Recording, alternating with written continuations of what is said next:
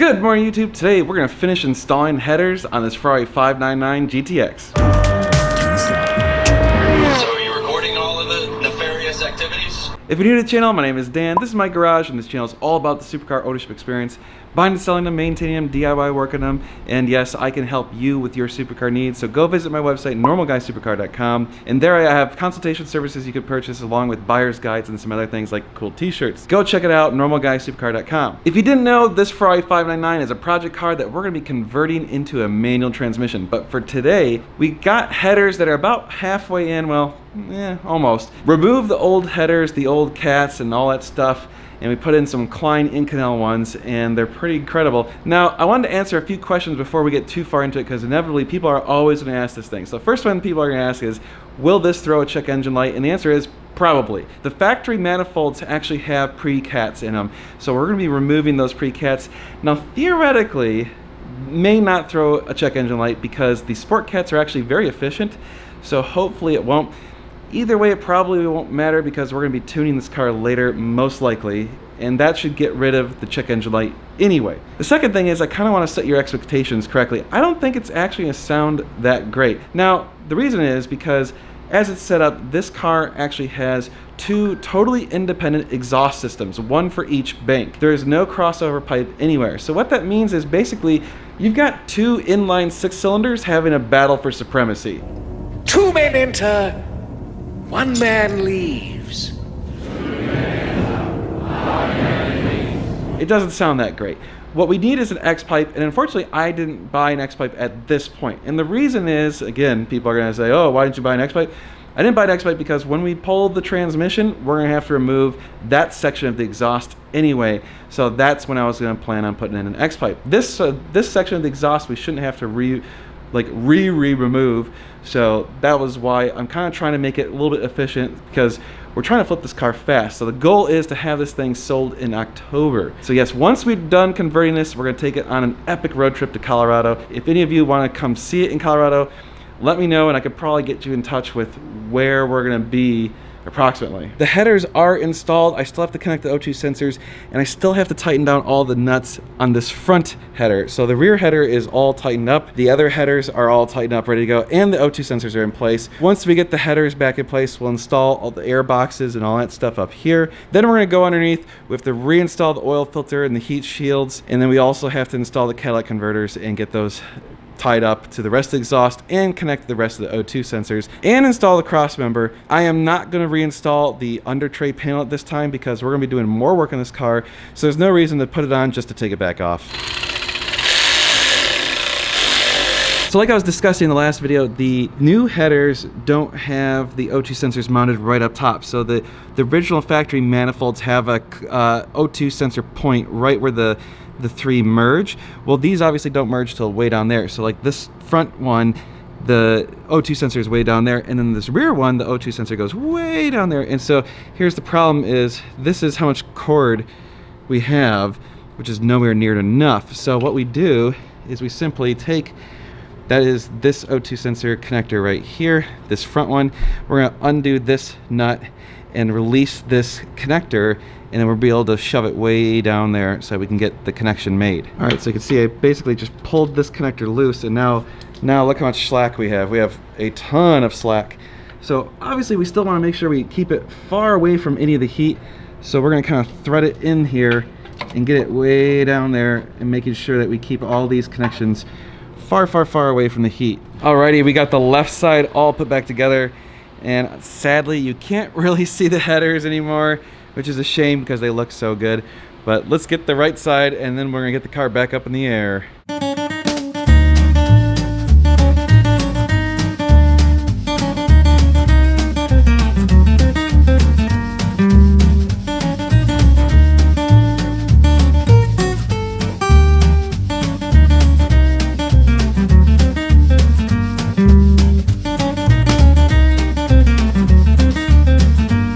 So I was just about to proclaim the top side of the car done, and then I noticed that hose clamp right there, and I realized I didn't reconnect the secondary air injection on this side of the car. So now I have to pull back off the air box and all that crap and reconnect. secondary air injection. Someone asked me one time eons ago, how do I keep organized and know what screws go with what? And I think the simplest solution is you just have a bunch of these little magnetic trays, and you just keep the parts for each section in a separate tray. So like I had all of the under panel parts. There's like 30 screws that go for that big thing. I keep those all in one tray. Here, I'll show you that.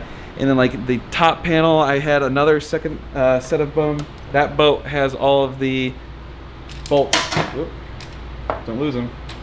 Has all the bolts that go for that thing. So that's helpful for keeping organized. Okay, now we can say we're basically done up top. So now we have to go underneath, connect the Y pipes, connect the catalytic converters, get all that buttoned down, attach the O2 sensors. There's one nut left to tighten on the last header because we couldn't get to it from the top very easily. Put in the cross member and then get out the fire extinguisher and start it up. All right, so we have connected all the O2 sensors. I temporarily put the oil filter on. I didn't put on the shroud around it, the heat shield, because I want as much room as possible. We're probably gonna have to remove the oil filter again, just get enough access to tighten up these bolts. But, all right, we have the Y pipe. And basically this sucker's gonna go right up on these two pieces right here, like so. So before I do that, I'm gonna get all my little parts ready to go.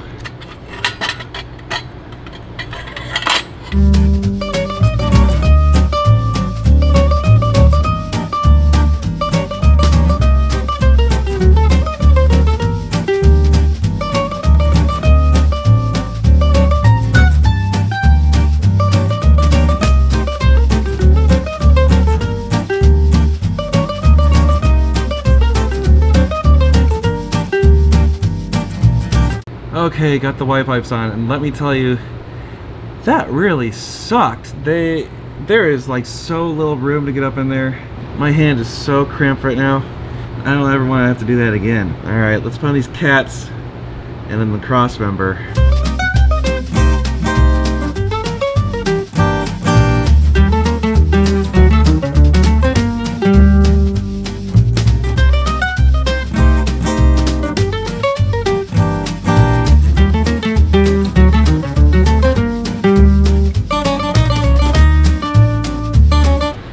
We gotta clamp down this lower section of the cats.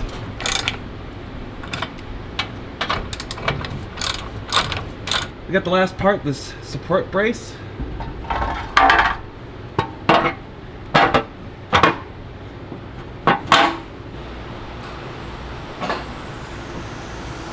Oh yeah, we're done.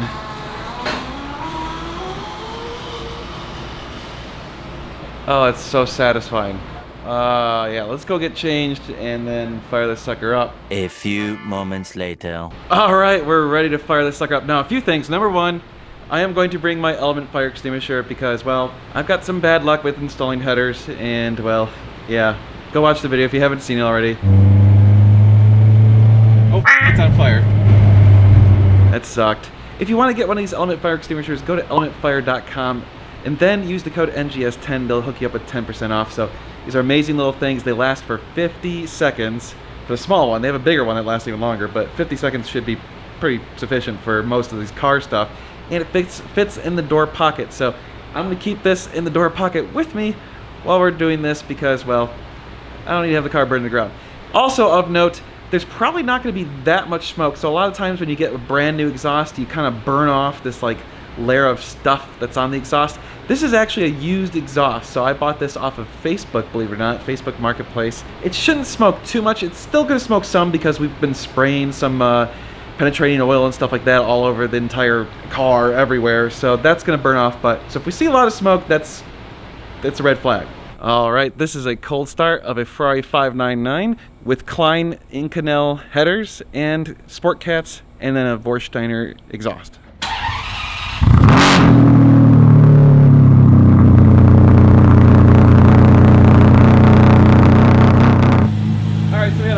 Bit of smoke come out, but it already burned off, it looks like, so I think we're okay so far.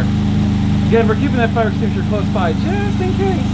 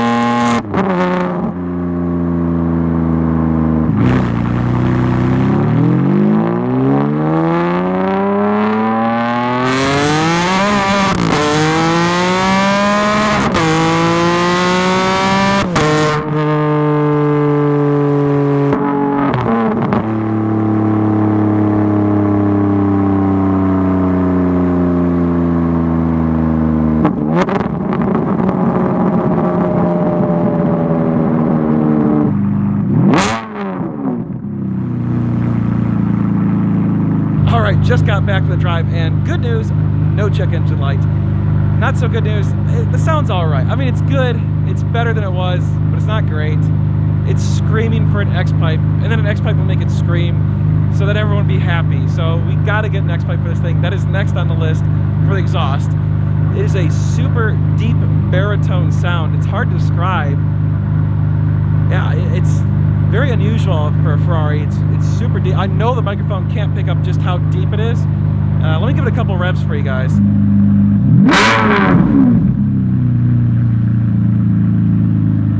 Great news, I didn't have to use the fire extinguisher. Well, I'm pleased, but I definitely need an X-pipe. I mean, it just, yeah, I'm not going to be satisfied until I have a higher pitch. So we're going to have to get an X-pipe for this thing very soon because it just isn't right. Hopefully you guys enjoy this, and as you know, we're going to be converting this car into a manual. Yes, that's going to be coming up very soon. So the parts are starting to get built. I'll show you some videos of that pretty soon. It's pretty cool stuff. We're actually having all the parts made by European Auto Group. So go check out eagsatx.com, and that's where you can buy these conversion kits. Hopefully we're targeting having this thing done before the road trip that we're doing in October. We're going to be going to Colorado with a bunch of Ferraris and some other cool cars, so that's going to be pretty awesome. So stay tuned for all that road trip. You guys know we're going to be doing a ton of car stuff, so you're going to want to stay tuned. It's going to be sweet.